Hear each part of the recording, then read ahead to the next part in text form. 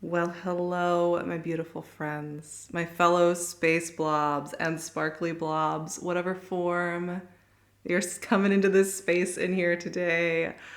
I'm so happy that you are here at whatever point in your journey you are at. You could be falling apart today or feeling like you're not doing enough or like you need to be striving for more in life or like you don't know exactly where you're going, or maybe you're feeling very empowered and very clear, or a whole mix of those emotions. And that would honestly make so much sense because we're just moving through a very complex time in the world on a practical level, but also an energetic level.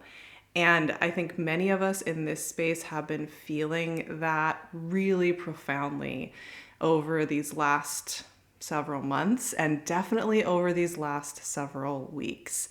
And we're sitting down today to talk about the upcoming Aries full moon that is going to close out our eclipse season energetics. And we've really been working with quite powerful waves of collective shift, grieving, release, opening, re envisioning, reimagining, changing and shifting kind of the frequency of our energies and what that feels like physically, emotionally, mentally, spiritually. It has been a lot of work behind the scenes. And I just want to acknowledge that right up front here before we get into some of the deeper themes of this Aries full moon, because sometimes it just helps to hear out loud. No, you're not imagining it. If you've been feeling a little bit overwhelmed and also a little less inspired at times, or a little bit foggy, or a little bit like, what am I supposed to do with all these ingredients? It just makes sense. I know I have been feeling that way. In fact, even today, coming in to sit here and chat about something that I really love to chat about, I really had to sit with myself for a second, just like find my center point, because there was a big part of me that just wanted to go lay down for the rest of the day and just call it a day. And working with where I am physically and emotionally as we've just moved through these huge waves and just feeling through this world right now, it's a lot. So I wanted to put that out there right away. But I'm also really excited to talk about this full moon and some of the medicine and the power, and really come home to what happens when we're working with Aries energetics, when we're working with the archetype of Aries. There's a really powerful thematic core to working with this archetype that I'm very excited to dive into today. So let's get into our conversation about this Aries full moon.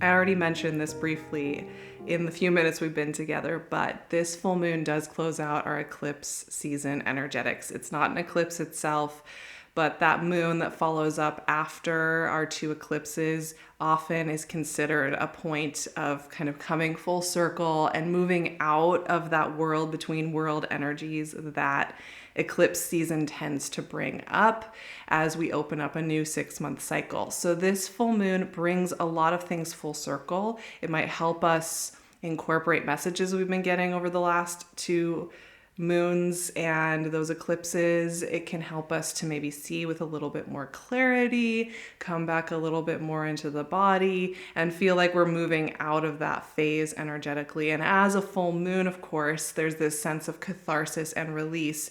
And really, this full moon is a quite emotionally rich full moon. I have to say, when I felt through the energies here and what's going on here with this full moon, it's very much about feeling and witnessing how we are changing, what we have lost along the way, what we have needed to release, and then also kind of turning our face toward the sunrise. And I think it's really helpful to know that this can be quite a cathartic, emotionally releasing full moon, because we can go into it then giving ourselves that softness to allow it to move through. And I wanted to just talk a little bit about this Aries archetype because, of course, an Aries full moon is going to be lighting up our Aries Libra axis here with the moon in Aries and the sun in Libra opposing each other, creating that full moon energetic. And one thing that's so fascinating to me about the kind of circular nature of our universe and the zodiac and all the signs and all the archetypes and all the storytelling that we ever tell is that, Aries is about birthing into the world. Aries is this initiating energy, the first sign that's very tied to coming into the world, a flame being lit in the world, our energetic spark coming into this life. And that also means that we are intuitively linked to Pisces and the dissolving and the release and the death. And I've always said that with Aries, this is one of the most vulnerable and emotionally raw archetypes and energies we will ever work with. It is extremely vulnerable.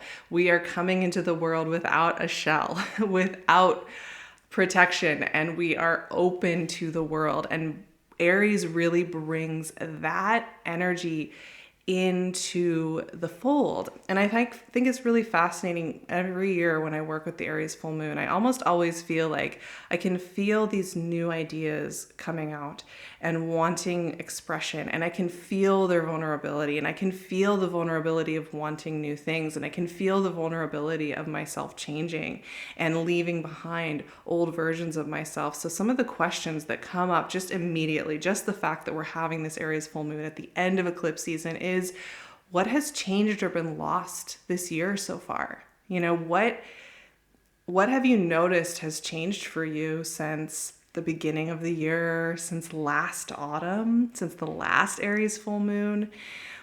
What identities have been shed?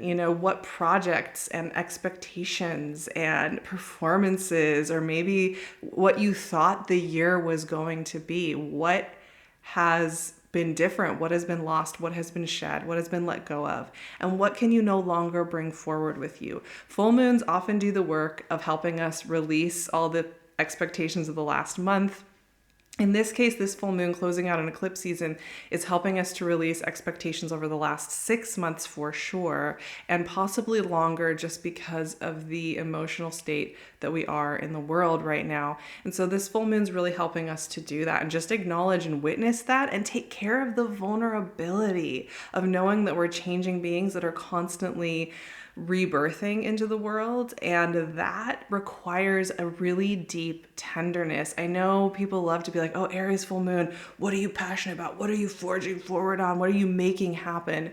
But this Aries full moon is about the vulnerability that exists in our longings and in our desire to initiate and to exist and be birthed into the world over and over again. It's very powerful. And that leads me into the next theme here, because what is this moon conversing with? There's a couple of really prominent conversations that stand out for me that I really wanted to take a moment to dive into. And the first one is that this full moon is quite close to Chiron in Aries. And we've been working with Chiron in Aries since 2018. And I know I was thinking about this the other day. The themes that have been running through for me since 2018 have had so much to do with home, finding what it means to have roots, losing those roots, figuring out what the roots are. And that personally has been a really, really deep place of looking inward and feeling through. And maybe you want to think about what have been some themes with you around Chiron since 2018.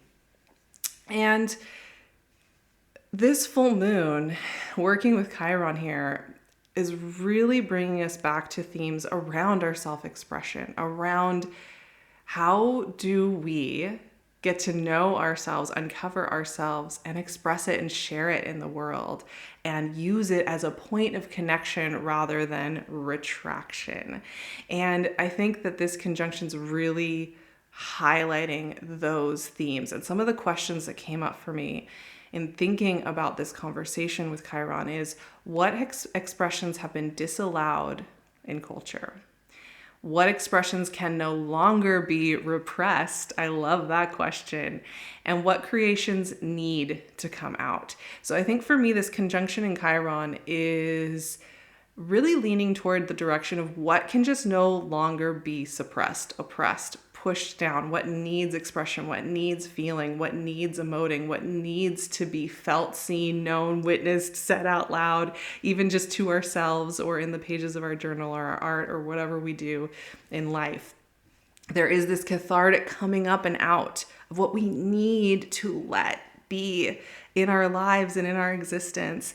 And I just love that. That can be quite powerful. And we might even feel a little bit intimidated to begin that or to like let that longing out and acknowledge it. But also there's so much liberation on the other side of that, because Chiron is about our wounds, but also that those wounds are deeply connected to our gifted places, often that have been shut down, that or told can't exist, and those wounds are developed right next door to the things we really long to express. So that's why I think this full moon is going to have such a strong theme around that. The final thing I really wanted to get into before we get into our cards and our intuitive moment here is that this full moon is squaring Mars in Cancer. Mars rules Aries. And so it's over in a sign that is often considered one of its weakest positions, Cancer. And a lot of times when you hear about Mars in Cancer in just kind of the general pop astrology descriptions, you'll hear the phrase passive aggressive, frustrated, and not able to express needs. And that's what is often talked about when Mars in Cancer is brought up. I was just thinking about this though, because I find it so fascinating that Cancer, this great mother energy, mother moon, wisdom, emotive wisdom, gets put in this camp of repression in our culture. Isn't that fascinating? Because Cancer in and of itself is not repression. It's not passive aggression. It's not, I can't get what I need in any direct manner, so I'm going to weave around here and not communicate it. That archetype and that energetic are none of those things. That's the way our culture has interpreted it. That's the way it treats mothering energy. That's the way it treats intuitive energy. That's the way it treats energy that is wise in these other formats of intuition, of noticing, of emoting, of feeling. And so I think sometimes there's this really big sign over Mars and Cancer discussions where I'm like, there's our culture talking right now. So I want to take all of that off the table and think about what it means to have Mars in Cancer right now.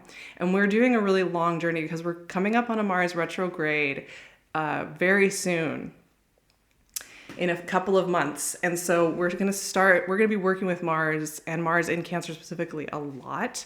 I will come back around to this topic specifically. However, Mars in Cancer asks us truly, what actually gives us life? What is emotionally true? And not what we say is true, not what our cover story of what makes us feel good. I was thinking about this recently because there's that show Love is Blind. And intellectually, philosophically, there's so many problems with that show. I think we all agree. We all know it's entertainment. But one of the things I find is fascinating is that there is this excitement about who we think we need to be in the world, this, I'm just a fun, adventurous person that loves to do this and loves to do this. And parts of those might be true in the way people describe themselves, but there are going to be parts of that we may not even allow ourselves to see in ourselves when it comes to what actually brings us to life. It might be something that just doesn't look that good. It's like, I like sitting on the sofa and talking out loud to myself and bouncing a ball. That brings me to life. That makes me feel like I'm centered, like I'm grounded, and like I'm ready for the rest of my day. Nobody's going to be saying that on a first date, most of the time. But this is a really great opportunity during this full moon, while we're thinking about the longings that want to be expressed, while we're thinking about the things that just want out. This square is asking us, what actually brings me to life? What have I disallowed? What have I repressed? What have I said isn't good enough? What have I said doesn't fit into the cultural expectations of my achievements, of my performance of this world? And what actually brings me to life. There is such a deep honesty to Mars in Cancer and a square off here with this particular full moon. And I am going to be doing a practice over on Patreon for my patrons there, my magic seekers and magic makers, where we're going to feel through witnessing all of these things and then binding our wounds and feeling the safety of healing and recovery and thinking about what's next. So if you are looking for just a little practice, I always make these practices very gentle, as simple as possible, but also a really great guidance point for working with a full moon. So if you are looking for a little bit of comfort and guidance, I would highly recommend joining me over there for that. Regardless, this is a really potent full moon, I would say. I've been just feeling it really, really strongly. A card already wanted to come out in our intuitive reading. It's 8 of Pentacles. This card's been quite strong. I feel like the last couple of months, it's shown up a few times in readings. I love that energy. There is a very grounded, centered, slow medicine to 8 of Pentacles.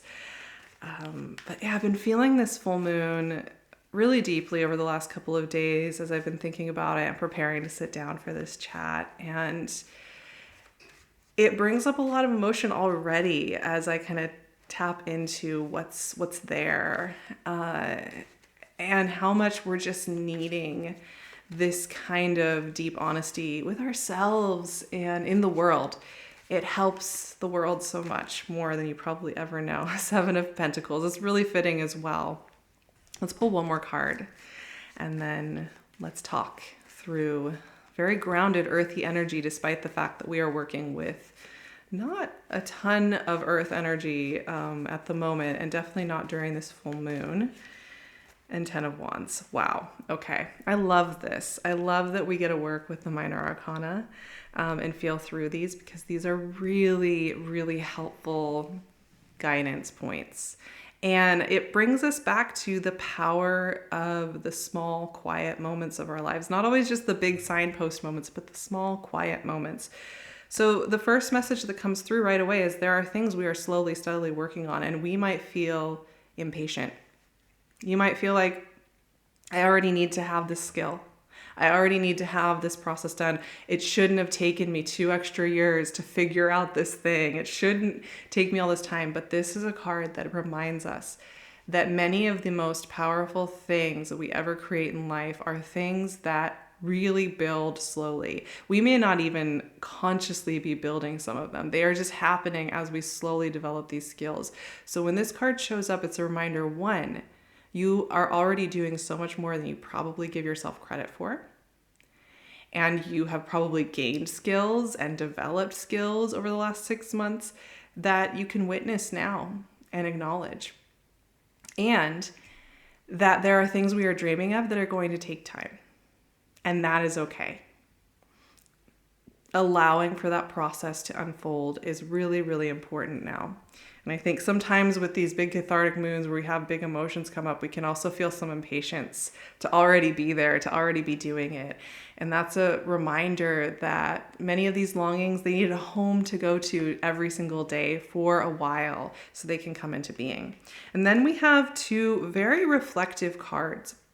Because the 7 of Pentacles, I love the 7 of Pentacles. It's this figure of a person that's standing in the midst of a big gardening day with his garden hoe and probably a little tired, a little sweaty, and really considering, am I going to keep cultivating this thing here? Do I want to keep putting in all of that effort, all of that care, all of that sewing and trimming and all of that?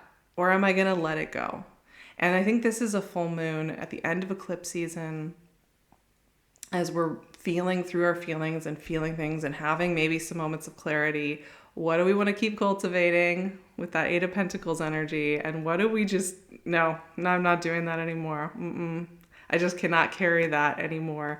And then that's the same with the 10 of Wands here. It's a slightly different feeling though, because what's so fascinating about this card, if you look up just a general description of this card, a lot of times it will, especially if American writings about tarot, you'll hear this description of this card as being, you just like temporarily have to make a whole bunch of sacrifices so you can get to your goal and so you can achieve things. And I find that fascinating because, of course, sometimes that's true. It's like if we have a really deep, profound goal, we might have to choose, make a choice, prioritize something over something else, and realize we won't get to go to that gathering, we won't get to do that extra travel, whatever it might be. However, that I think misses the point so much, because this card is also an image of somebody who is struggling by themselves, who is carrying a load that they can't actually carry by themselves, and is expecting themselves to achieve all of these heavy things. And it's not working. It's not.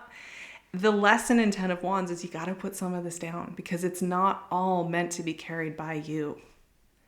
And so it's a reminder that many of us are carrying around expectations, goals, identities, achievements that we think we need to just keep pursuing forever and ever and ever, and carrying it and carrying it and carrying it. And this is a full moon that's like, do you really have to carry all of that? Do you really have to cultivate every single plant in the garden? Do you really have to achieve all of those things? Is there really meaning in forcing that through?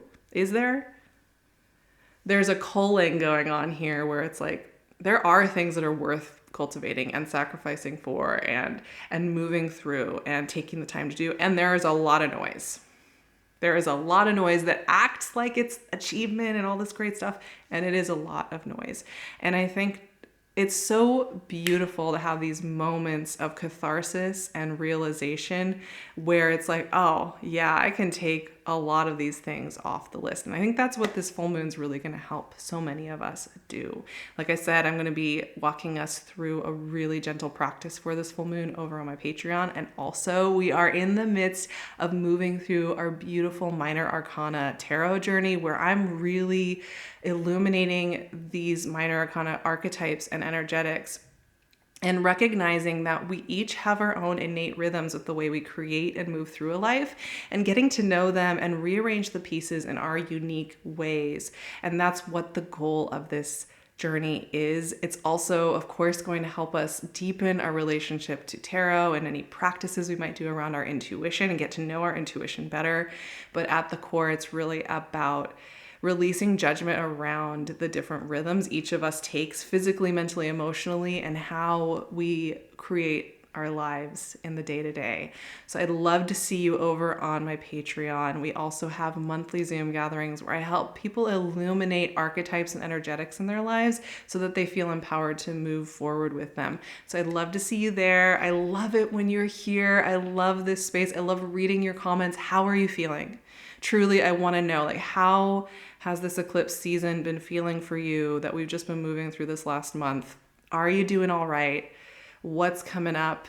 Are you also feeling the heaviness right now? I want us all to keep taking care of ourselves. I know it can feel selfish. It can feel banal. It can feel meaningless, like we're not doing enough. But that is part of this whole system of feeling really disempowered and shamed, because we're not doing enough to heal the world. And it's important that we find moments of peace and just existing so that we can keep being here and use the gifts each of us has in a meaningful way. So leave me a comment. Let me know where you're at in this whole process. And how are you feeling as we move into this Aries full moon? I really look forward to reading and learning. And I will see you back here very soon. It's almost Scorpio season, and we're going to get into that. See you soon.